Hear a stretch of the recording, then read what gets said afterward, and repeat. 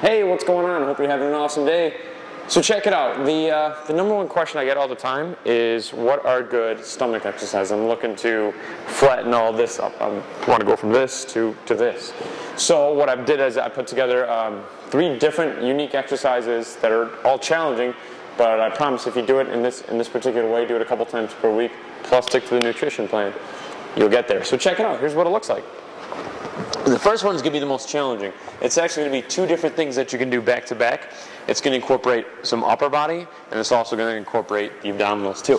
I'm going to have you, oh, I didn't mention this. The only thing you need for this exercise is just one of these guys, a Swiss ball, a physio ball. If you don't have one, they're about 20 bucks. You can get them at really any major sports retailer. So what you're going to do is you're going to hop into a push-up position with your legs on the ball. Now if you're just starting out, the closer this ball is to my midsection, to my hips, the easier it is. So if you want a good challenge, get the ball away from your hips and closer to your feet. So here's what it's going to look like. My wrists are just underneath my shoulders. I'm going to come down for a push-up, press back up into my starting position.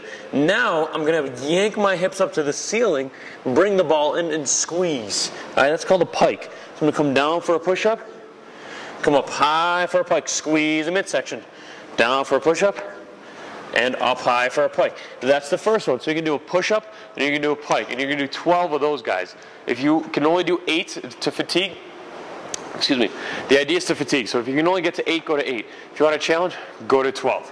If you can do more than 12, push the ball away closer to the feet. The second one, you're going to be in the same position, except what's going to happen this time is there's no push-up. This time, I'm actually going to take one leg off the ball, and we're going to do an oblique crunch. So what it'll look like is I'm going to take my knee into my elbow, back to center. Knee into my elbow, back to center. Knee into my elbow, back to center. Inversely now on the other side, I just went with my left leg. I'll show you the other way. And here's on my right leg. So now for a real good challenge, you're going to start alternating. So here's my left leg, left knee to left elbow, right knee to right elbow. Left to left, right to right. So there's your second one. A lot of this, a lot of obliques. And the last one is I'm going to have you flat on your back, ball between the legs. You're going to actually come up high for a crunch. Ball between the legs, come up high, meet halfway with your chest and your legs, grab a hold of the ball, extend back away from you. Now I'm going super slow here. Here's what I want you to do here.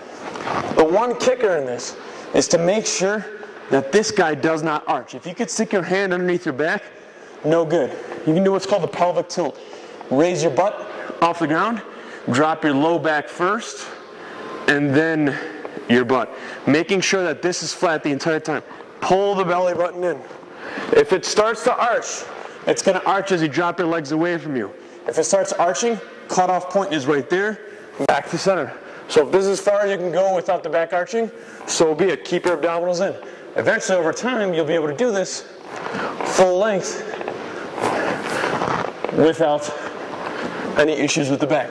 So do those 3 things back to back to back, and I promise you, if you stick to that routine, you keep the rest periods short. So do that a couple times per week, plus stick with the meal plan. This will start flattening up in no time soon.